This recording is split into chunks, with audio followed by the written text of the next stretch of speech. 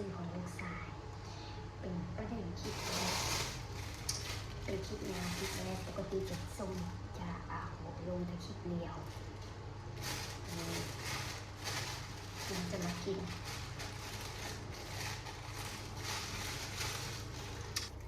ปิ้งเอ็นพันปิ้งเอ็นทุกอย่างนี่ขอวางให้มันสวยงามจะมีผักแพร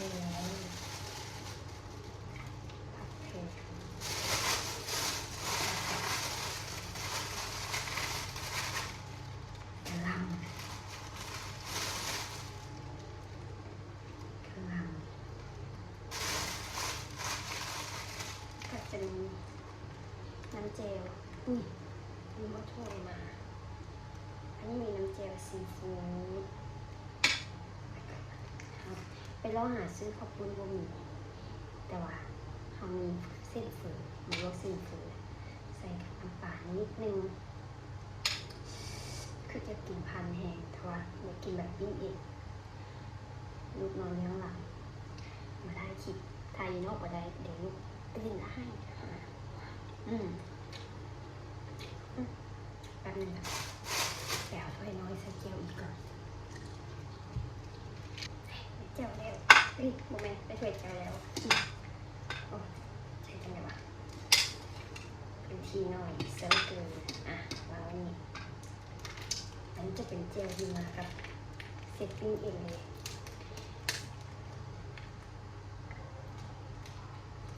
ก็กินแบบคิดเมนูบ่ออกก็เลยซื้อมาเป็นแบบง่ายโอ้ยคอไม่ค่อยดีปิ้งเอ็นจะมีอันนี้คือปิ้งนมใส่ใหญ่แล้วก็ยังตูลูดไก่มาเลยจะมาพันกินเลย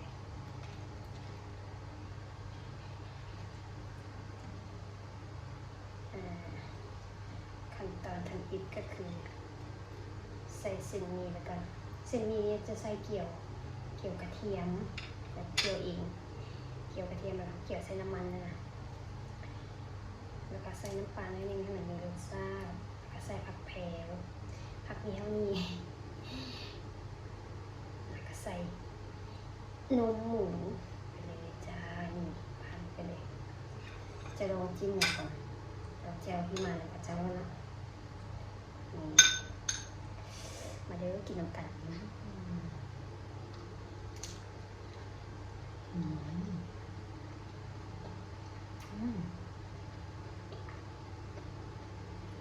ครับ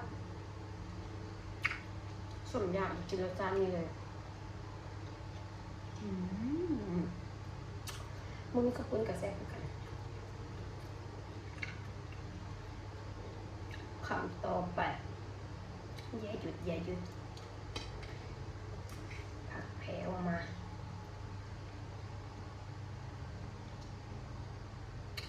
เอาตัวใดเอาใส่นึงเนาะอันนี้คือใส่น้ำจิ้มซีฟู้ดเบิ้งหรือว่าน้ำเจลส้มบ้านเฮาคำที่สองมันจะแซ่บบ่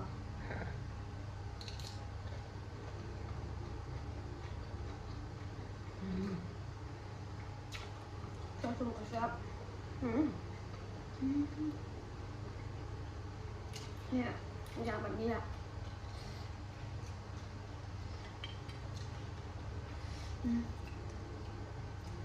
เจ้าค่อนข้างเผ็ดคำน้อยนะเป็นคนแค่วพอดีกินคำน้อยใส่ไปเลย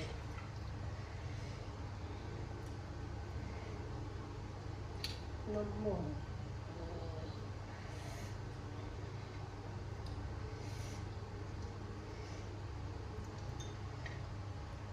เจลซีฟู้ดห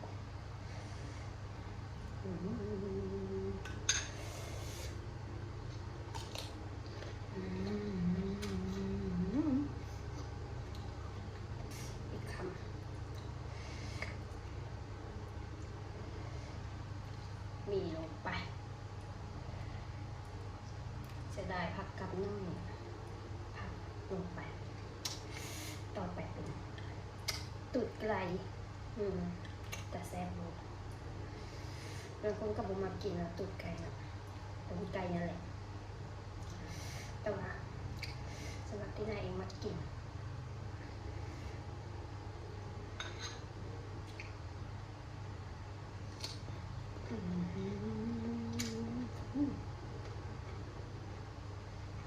ครับ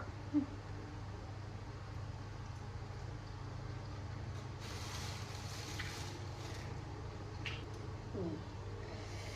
จะบอกพันกินเพียวๆเลย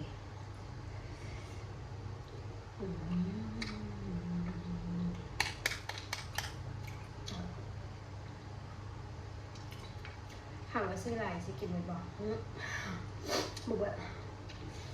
จะขออยากกิน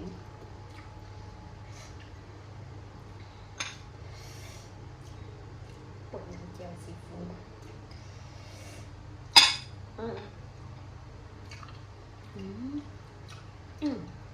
จังหวะมันจะมีชาผักแพร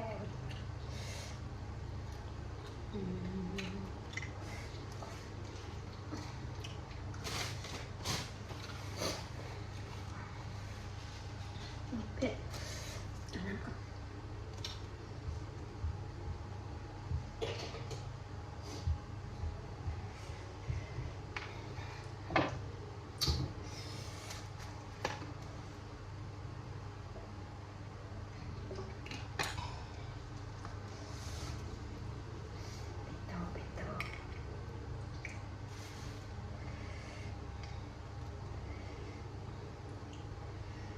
จะเป็น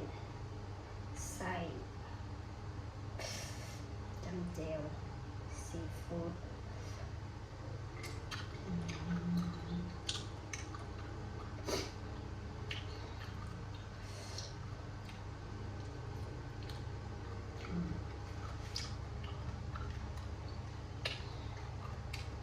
ผ่านพันละกินไปเท่าไรยังเลย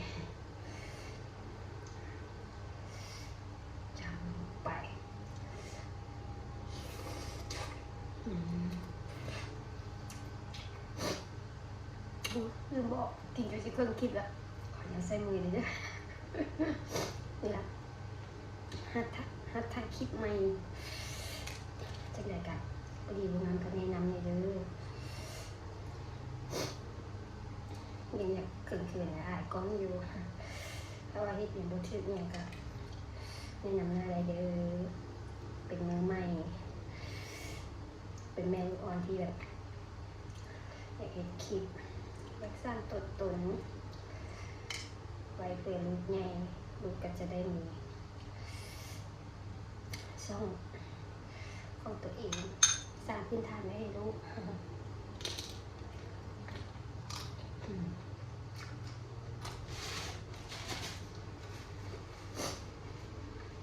แต่เขาพูดหรอกว่าช่องมันชี้ปังเขาอยู่จังไงจะค่ะ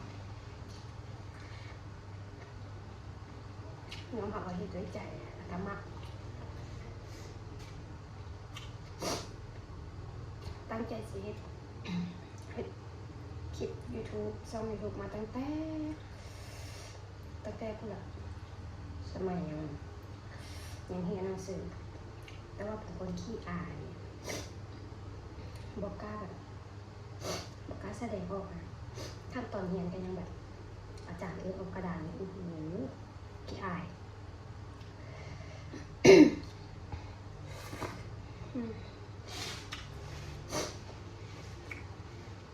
แต่ว่ามีลูกมาแล้วแบบ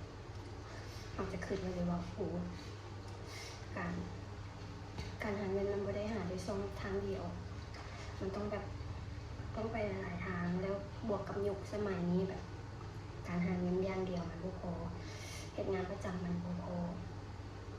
มันต้องมีรายได้เสริมซึ่งเขาที่เพียรประจำแล้วก็จะไปแบบเปิดห้างขายเครื่องก็ได้แบบได้ทุกคนเดี๋ยวจะมาบอกต่ออะไรบ้างแจ้งจีนคิดว่ามันน่าจะเข้า ลองนะ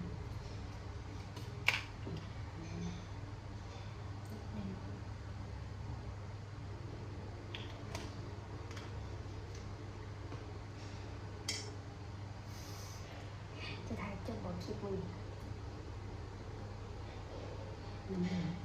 จังกับคุณเจ้าจีบนี่มันแตก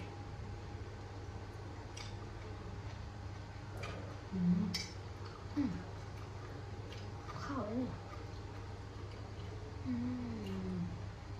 พี่บุ๊คที่ซื้อมาจะเห็นเราฝากติดตามในเรื่องช่องอาจจะมีสาระเนี่ยแต่ก็เห็นด้วยความตั้งใจนะคะแบบช่วยซัพพอร์ตในเรื่องซัพพอร์ตผู้หญิงคนนี้ได้ไหมคะโอ้ยซัพพอร์ตผู้หญิงคนนี้และกันลูกได้เลยกับอยากแนะนำอยากสอนเกี่ยวกับการเฮ็ดวิดีโอการถ่ายหรือว่าการแสดงออกที่ไหนกับคอมเมนต์ได้เลยหรือว่าช่วยดันช่องให้ขึ้นถ้าว่าเป็นไปได้ก็ช่วยติดตามกดไลค์กดแชร์ให้ในเพื่อว่าเป็นกำลังใจให้กับผู้หญิงที่ว่าหารายได้เพื่อเลี้ยงลูกเพื่อสปอร์ตลูกจะได้กับฝากเด้อ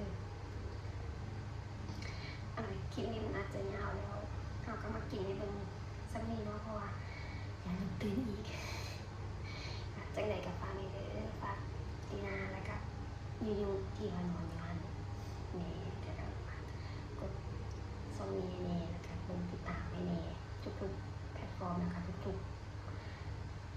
คลิปเดียวกับคลิปหลักเนาะการจังใดขอบใจเลย